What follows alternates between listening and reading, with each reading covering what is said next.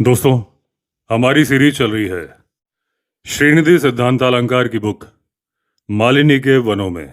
पिछली कहानियां प्लेलिस्ट में हैं। हमारी नई कहानी है कौड़िया सांप का हमला। जब बाबा जी के आश्रम से मचान पर 15 दिन बिताने के बाद हम लोग चिल्ला कैंप पहुंचे और वहां से बस पकड़ के 11:30 बजे तक कोटद्वार के बस स्टैंड पर जा पहुंचे थे। उतरते ही हमने देखा कि विपिन, तरुण और हेमंत खड़े हैं। वो कल ही हरिद्वार से यहाँ पर पहुंचे हैं और मेरी प्रतीक्षा में एक होटल में ठहरे हुए हैं। ये होटल दूर नहीं है, 5 ही मिनट में हम पहुंच गए और घंटा भर विश्राम करने के बाद तुरंत ही बस्ती की सैर के लिए निकल पड़े। तुरंत इसलिए क्योंकि कल ही दुगड्डा की तरफ जाना है, जो कि गंगा द्वार क्षेत्र का एक प्राचीन तीर्थ है। यहाँ का जो भी देखना है आज ही देख लेना है, कल छुट्टी नहीं है। बस्ती छोटी सी है, हाँ रंग ढंग शहरों से लगते हैं। शिक्षा संस्थाएं, चिकित्सालय, डाकघर, नगर पालिका, पुलिस, वन विभाग, रेलवे स्टेशन, बस स्टेशन, धर्मशाला, होटल, यानी नगर व्यवस्था के लिए जितनी भी बातें आवश्यक हैं सभी छोटे स्वरूप में दिखाई देती हैं। बाजार भी अच्छा सुंदर है, कितनी ऊंची हवेलियां भी है।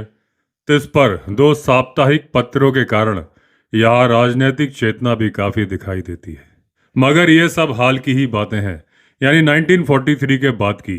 संभव है इससे कुछ पुरानी भी रही हो, तो भी 40 वर्ष से अधिक पुरानी नहीं है। इतना तो मुझे भी याद है कि 32 वर्ष पूर्व जब मैं अपने छात्र जीवन में मालिनी की प्रथम यात्रा पर इधर आया था, तब पुरानी चाल के 8-10 मकानों को छोड़कर यहाँ पर कुछ भी नहीं था। चट्टानें थीं या फिर था जंगल। एक प्रकार का पड़ाव ही इसे कह सकते थे, जिसमें चाय व राशन की व्यवस्था तो थी, यात्रियों के ठहरने का प्रबंध नहीं था। इसलिए हमें अपने 5-6 दिन नदी के पारवर्ती खंडरों में ही बिताने पड़े थे। खंडरों के नाम से चौकी नहीं, उनमें भूत नहीं रहते। हाँ, भूतकाल की एक ऐसी धरोहर उनमें अवश्य छिपी पड़ी है, जो अनावृत होने पर यहाँ के प्राचीन इतिहास का एक उज्जवल पृष्ठ बन सकता है। क्या देखना चाहते हैं तो आइए ना, हम भी तो उधर ही जा रहे हैं, बिल्कुल पास ही तो है। ये लीजिए, हम नदी तट पर आ पहुंचे। यहाँ की धारा इतनी धीमी है कि उसके बीच में पड़े हुए सूखे पत्थरों पर पैर रखते हुए मजे में पार किया जा सकता है। और इसके बाद आती है सूखी रेत और पत्थर, और उन्हें लांघते ही हम पहुंच जाते हैं खंडहरों में। यह रहा आम का बगीचा, जिसमें वो शिव मंदिर दिखाई पड़ रहा है। मंदिर प्राचीन नहीं है, मगर लगता है उसकी सीढ़ियों के चरणों में खड़ी हुई छोटी सी 2.5 फीट ऊंची समाधि इससे कुछ प्राचीन अवश्य है। कौन अभी हाल में इसके छोटे से द्वार पर सुगंधित प्रदीप जला गया है, और कौन इसके लघु चरणों में कनेर के पीत पुष्प विसर्जित कर गया है, पता नहीं।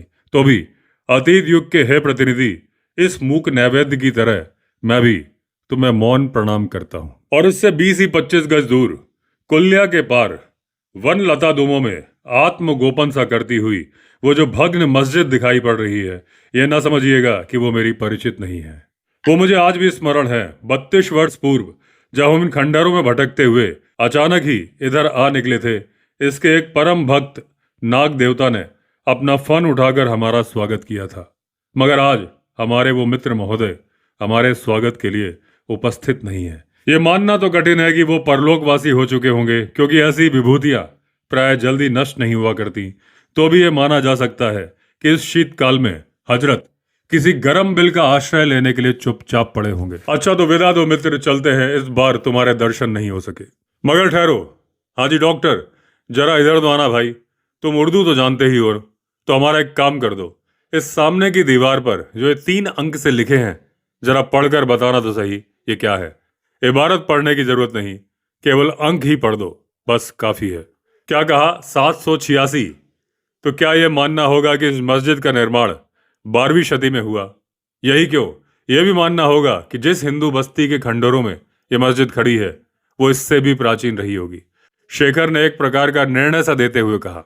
ठीक ही है, और यह सिद्ध बलि का मंदिर, जहां गढ़वाल की प्राचीन प्रथा के अनुसार आज भी नर नारी अपनी कामना सिद्धि का वर मांगने आते हैं। मंदिर अर्वाचीन ही जान पड़ता है, मगर आश्चर्य नहीं, उस मस्जिद की तरह ही इसका भी प्रति संस्कार हुआ हो।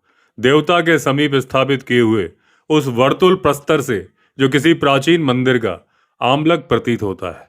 मेरे अनुमान की संभवतः पुष्टि हो रही है। पुजारी बाबा पास ही खड़े थे। पूछा, कहिए महाराज, यह आमलक आपने कहाँ से प्राप्त किया? मुझे तो प्राप्त नहीं हुआ, गुरु महाराज से सुना था।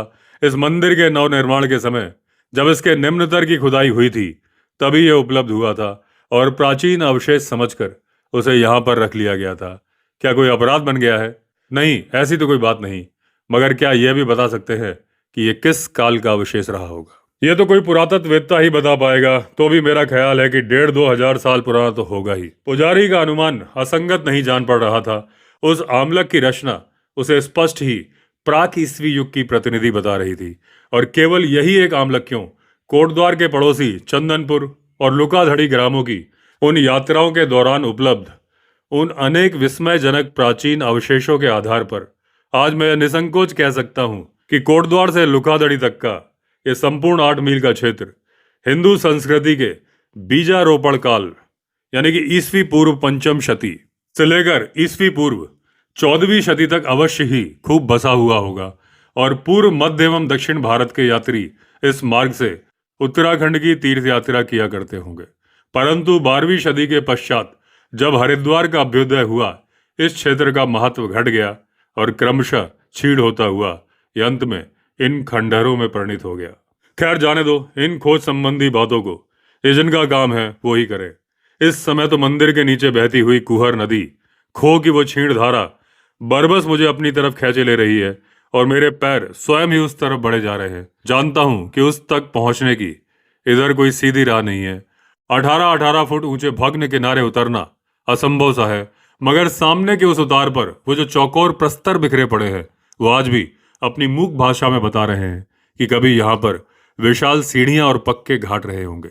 बात उस युग की कह रहा हूं जब हरिद्वार का भी पता भी नहीं था और कुशावर्त नामक एक छोटे से तीर्थ के रूप में वो गंगा तीर के वनों में अपना मुंह छिपाए पड़ा था। ये जो खंडहर बन गए थे, कहा जाता है कि सन 1888 से पहले यहाँ जंगलों के अलावा कुछ भी नहीं था।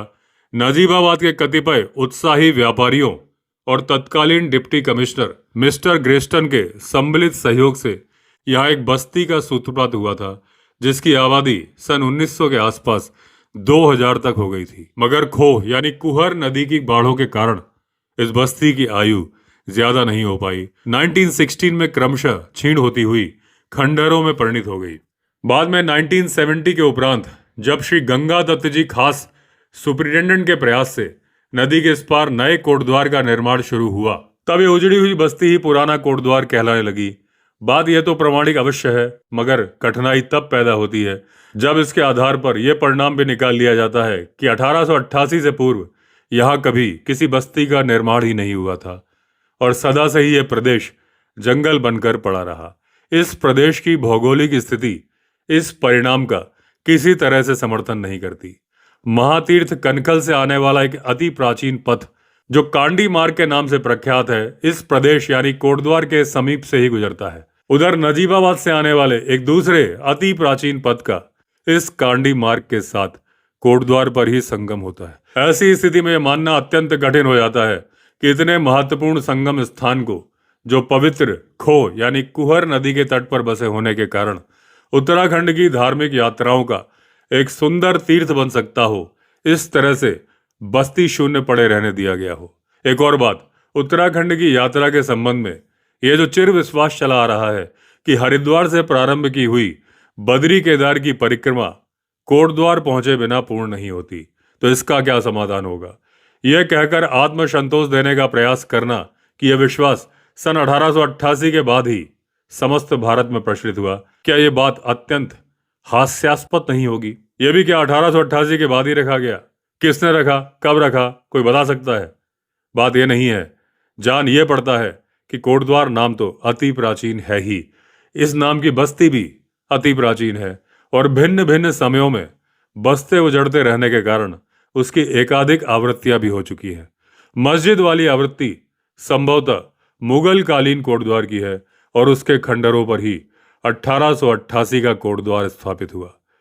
हरिद्वार के पश्चिम और गंगाद्वार के दक्षिण में अव्यवस्थित पर्वत कुशावर्त तदा चक्रे गंगाधारा तदोगतम, इसकी उपत्यका में गौतम के आवेदन पर शिव ने गंगा की एक लघु धारा का सृजन किया था, जो कालांतर में कुशावर्त तीर्थ के नाम से ख्यात हुई। कशावर्त च विख्यातम तीर्थ मासीदुनोत्तमम। इसके तट पर वर्तमान कुशाघाट दत्तात्रेय का एक सहस्त्र वर्ष तक आश्रम स्थापित रहा था। तो उस युग की साक्ष्यों से पता चलता है कि पूर्व, दक्षिण एवं मध्य भारत की तरफ से आने वाले गंगा क्षेत्र के यात्री इस कोटद्वार से ही या पद्म स्थान या हेमकूट के रास्ते से भी अपनी यात्रा प्रारंभ किया करते थे, और इसीलिए गंगाधार क्षेत्र का एक प्रमुख स्थान माना जाता था।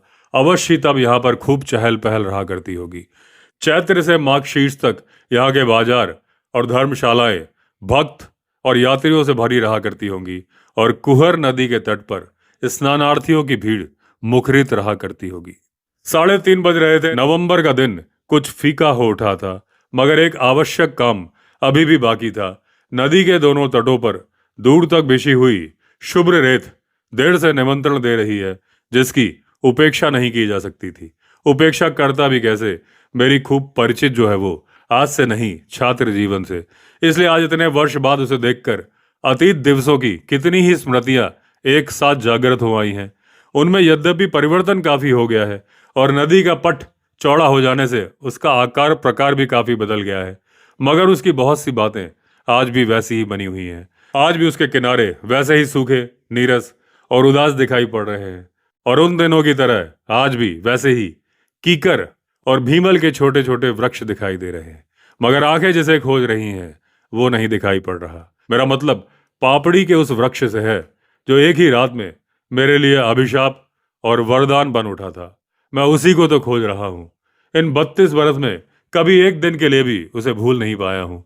भूलता भी कैसे, उस दिन उस पर ही तो मेरे पुनर्जीवन का निर्माण हुआ था। उन दिनों यद्यपि हम उन खंडरों में ही ठहरे हुए थे, मगर रातें इस रेत में ही आकर बिताते थे। खंडरों में एक तो सांप बिच्छुओं का डर था, दूसरा आषाढ़ का महीना रहने से नदी की ठंडी रेत में सोना लगता भी बहुत अच्छा था। तो उस दिन भी शाम के भोजन के निकट हम इस रेत में ही आ पहुंचे थे।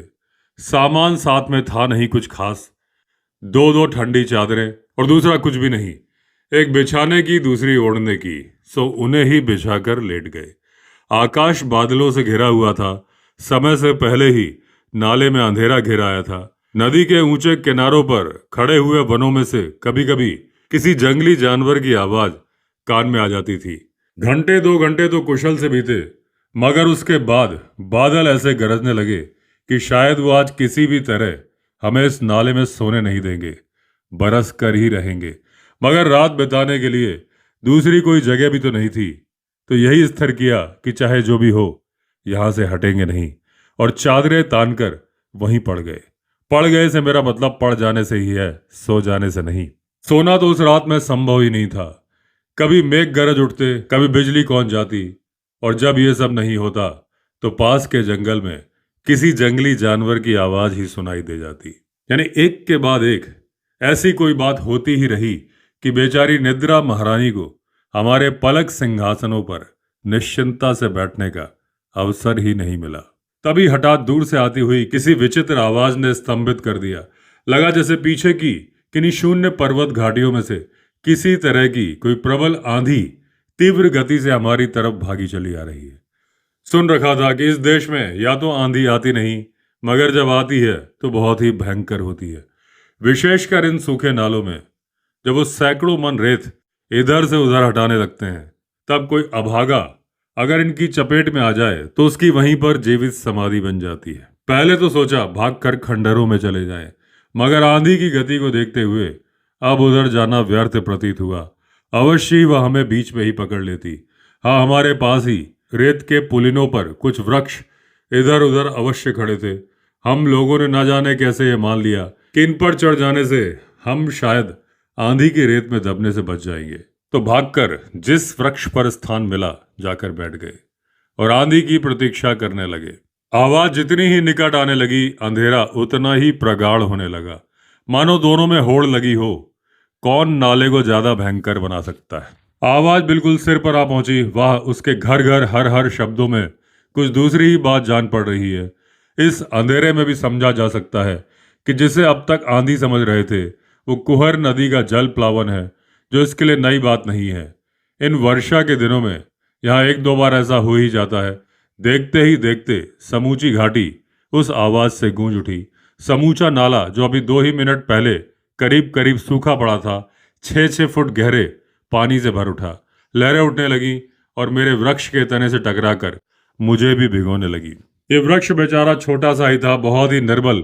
उससे इतनी प्रबल बाढ़ का मुकाबला कर सकने की आशा करना एक प्रकार से व्यर्थ ही था। अतएव बाढ़ के तरंगाघातों से जब वो रह रहकर कांपने लगा, तो मुझे ये समझ लेना कठिन नहीं रहा कि पर्यटक बनने का सारा मजा आज शायद एक ही साथ मिल जाएगा। दुनिया करती है जान बचाने के ढंग, तुम करते हो उसे गंवाने के। सो लो, अभी थोड़ी ही देर में तुम्हारी वो इच्छा पूर्ण हो जाती है। और हुआ भी वही। ना जाने किधर से आकर कहीं का कोई अभागा शहतीर उसके तने से टकराया और देखते ही देखते वृक्ष एक तरफ झुककर लहरों में बह उठा। उसका गिरना था कि आनंद की पुकार सुनाई पड़ी। कौन गिरा? मगर मुश्किल ये थी कि जो गिरा था उस बेचारे को बाढ़ बहाए लिए जा रही थी। आंख मुख में पानी भरा जा रहा था, चेतना लुप्त हो रही थी। वो भला उत्तर क्या देता? तो भी जान पड़ता है जीवन अभी शेष था। नहीं तो उन भयंकर लहरों में डूबते उतराते हुए भी क्यों मेरे हाथ, जो इस निराशा में भी आशा की खोज करते हुए स्वतः ही पानी में इधर उधर चल रहे थे, अचानक ही किसी चीज से जा टकराए? क्यों उन्होंने अचानक ही उसे कसकर पकड़ लिया? इसका उत्तर आज भी ढूंढे से नहीं मिल रहा। जो भी हो, मगर हाथों के छूते ही ये तो अच्छी तरह से समझ में आ गया कि जिसे दोनों हाथों से पकड़ रहा हूं वो किसी वृक्ष का तना है, जो अंगद के पैर की तरह अब तक भी इस निष्ठुर बाढ़ को चुनौती देता हुआ अटल खड़ा है। मगर बहाव इतना तेज है कि तने को पकड़कर भी हाथ उस पर जम नहीं पा रहे।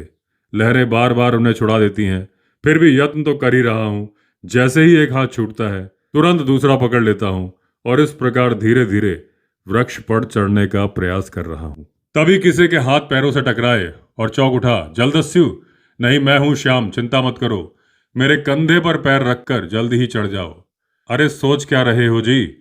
मेरी चिंता मत करो, मैंने बहुत मजबूती से ही तने को पकड़ा हुआ है। अरे तू यहाँ श्याम, तेरा भी वृक्ष उखड़ गया क्या? आ जल्दी आ, मैं तो ऊपर पहुंच गया हूँ, मगर जरा संभल कर आना, तना अभागा बहुत ही फिसलना हो रहा है। कहते हुए जैसे ही मैं वृक्ष की डाल पर पहुंचा, वो भी पीछे ही पीछे ऊपर आ पहुंचा। मगर इस थोड़े से ही परिश्रम ने इतना ज्यादा बेहाल कर दिया था कि कुछ देर तो हाँफने के सिवाय किसी के पास कोई ऑप्शन था नहीं। कोई किसी से बातचीत नहीं कर सका। लेकिन थकावट मिट जाने के बाद श्याम ने जब ये बताया कि यथार्थ में उसका वृक्ष उखड़ा नहीं था, केवल तैरने का आनंद लेने के लिए ही वो पानी में उतरा था, तब ये समझने में जरा भी देर नहीं लगी कि केवल मुझे ही बचाने के लिए वो उस भयंकर प्रवाह में कूद पड़ा था। आंखें गीली हो आई। सोचने लगा, क्या इस युग में भी ऐसे देवता जन्म लेते हैं? तो भी एक प्रकार से अच्छा ही हुआ कि उस अंधेरे में वो मेरे उन आंसुओं को देख नहीं सका।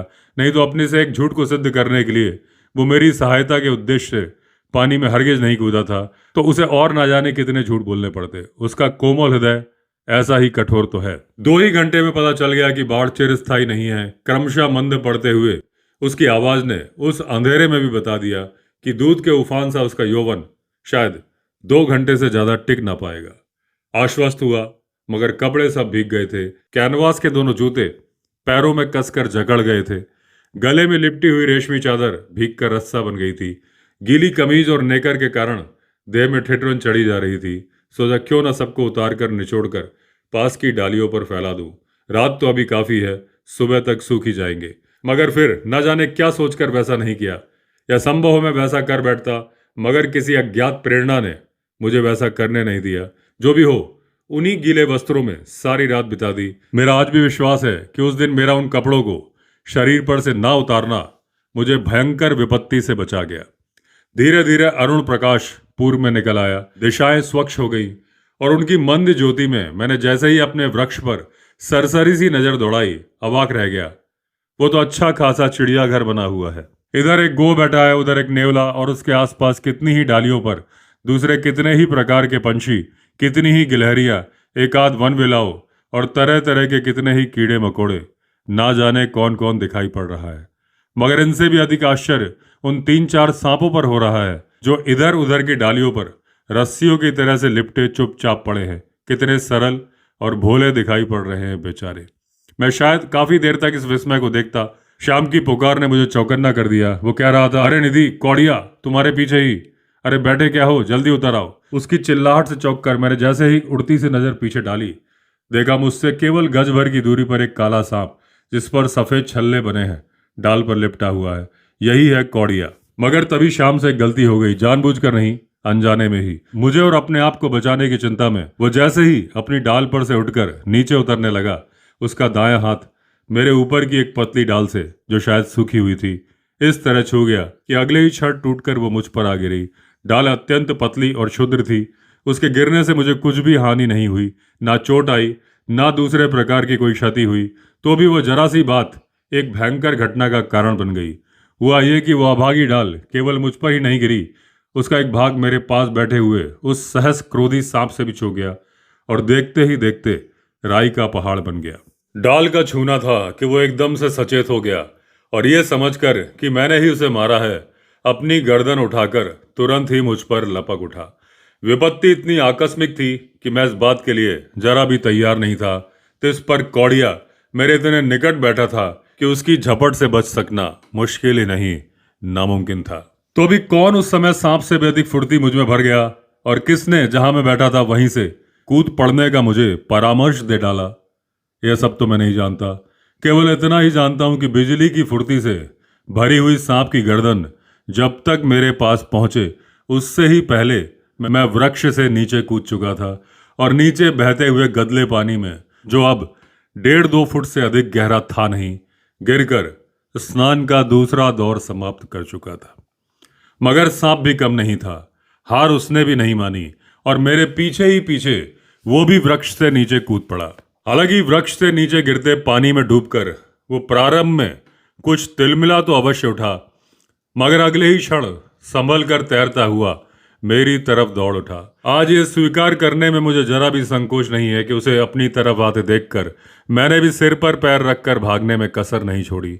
आप ही बताइए, इसके अतिरिक्त मेरे पास और चारा ही क्या था। दोनों हाथ एकदम खाली, न लाठी न छड़ी, पत्थर तक नहीं।